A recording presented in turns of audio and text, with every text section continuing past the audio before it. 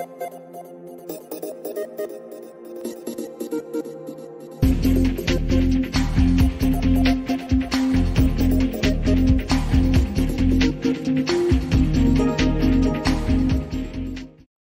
avez toujours des ennuis avec la production écrite? Vous ne savez pas comment aborder la rédaction d'un texte? Vous en avez marre de la grammaire et du lexique? Voici l'outil qui vous permettra de surmonter toutes les difficultés. Le coin du texte. Le coin du texte vous présente une série de vidéos qui visent à vous expliquer comment construire des textes en français pour passer les épreuves de certification linguistique, que ce soit à l'école de langue ou ailleurs. Nous allons donc travailler les activités de production, coproduction, interaction et médiation. Et nous allons le faire à partir des typologies textuelles suivantes. Texte argumentatif qui sert à défendre une idée, une position, une vision du monde. Texte explicatif pour expliquer le fonctionnement de quelque chose. Texte narratif, utile pour raconter une histoire ou une succession d'événements. Texte descriptif, nécessaire pour décrire une personne, un objet ou une situation. Texte dialogique, indispensable pour savoir comment mener à bien une conversation.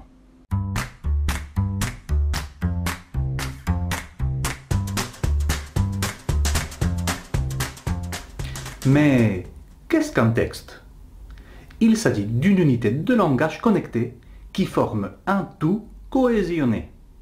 Mais attention, parce que les textes peuvent être oraux ou écrits. Dans la vie courante et dans les examens de français de niveau avancé, chaque type de texte est utile dans une situation différente. Texte argumentatif, texte d'opinion sur des sujets d'actualité, texte académique ou professionnel, présentation et déclaration publique détaillée, débats et discussions formelles sur des sujets complexes ou spécifiques, etc. Texte explicatif et ou descriptif, instructions et indications détaillées, texte détaillé de sa spécialité ou d'autres domaines. Texte narratif, correspondance personnelle et professionnelle. Texte dialogique, notes, lettres et courriels informels, conversations spécialisées, réunions de travail, etc.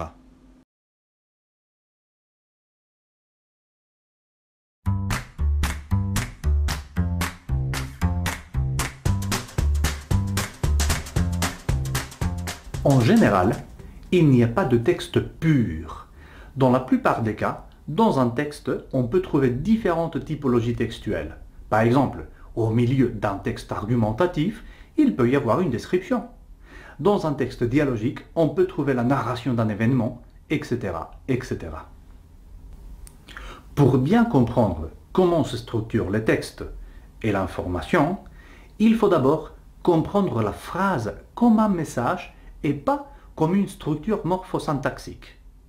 Le texte est une unité de communication constituée d'éléments, les phrases, qui construisent le discours.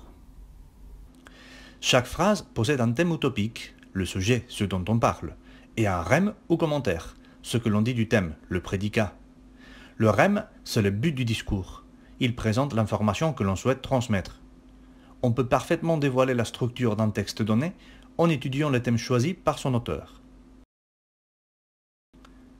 Les textes présentent toujours de nouvelles informations et des informations déjà données.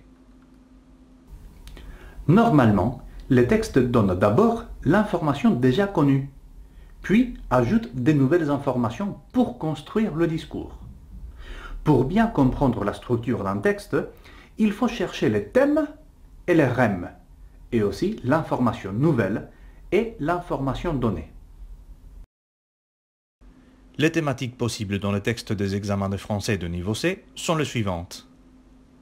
Alimentation, biens et services, sciences et technologies, achats et activités commerciales, culture et activités artistiques, économie et industrie, activités éducatives et académiques, gouvernement, politique et société, identité personnelle, information et médias, loisirs et temps libre, relations personnelles et sociales, religion et philosophie, santé, soins physiques et soins de santé, travail et activités professionnelles, voyage et séjour à l'étranger, logement, habitation et environnement, géographie, nature et environnement rural.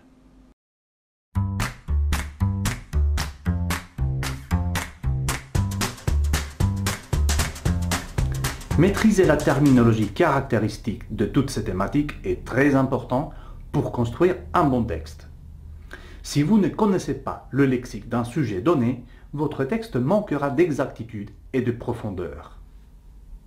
Il n'y a pas beaucoup de techniques pour acquérir le vocabulaire. Il faut surtout s'exposer à la langue au maximum, lire autant que possible et créer ses propres listes de vocabulaire à étudier. Il y a des ouvrages qui peuvent vous aider et qui vous présentent des listes à étudier. En général, le meilleur, c'est de combiner un peu toutes les techniques en fonction de vos préférences personnelles et de vos circonstances et disponibilités. Il y a des applications informatiques que vous pouvez installer gratuitement sur votre téléphone mobile et qui vous aideront à mémoriser le vocabulaire, par exemple avec des flashcards. Les liseuses vous permettent souvent de souligner et de sauvegarder les mots qui vous intéressent pour les récupérer plus tard. Les dictionnaires qu'elles incorporent constituent aussi une excellente façon d'apprendre du nouveau lexique.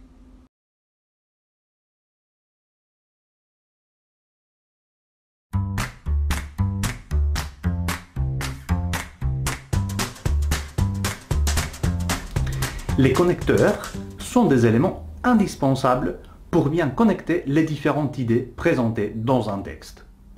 Considérez la différence entre ces deux textes, A et B, de niveau élémentaire.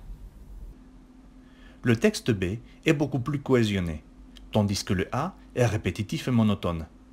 On dirait qu'il ressemble plutôt à une liste de choses à faire. L'exemple B, par contre, ressemble à une vraie narration, grâce à une utilisation adéquate des connecteurs du discours. Si vous avez remarqué la différence entre ces deux textes simples, imaginez l'importance des connecteurs dans un texte plus long, plus complexe, avec des idées primaires et secondaires, et avec des structures de niveau avancé. Ne vous inquiétez pas, le coin du texte vous aidera à bien choisir et à distribuer les connecteurs dans vos textes. Il y a d'autres outils que vous pouvez utiliser pour perfectionner vos textes.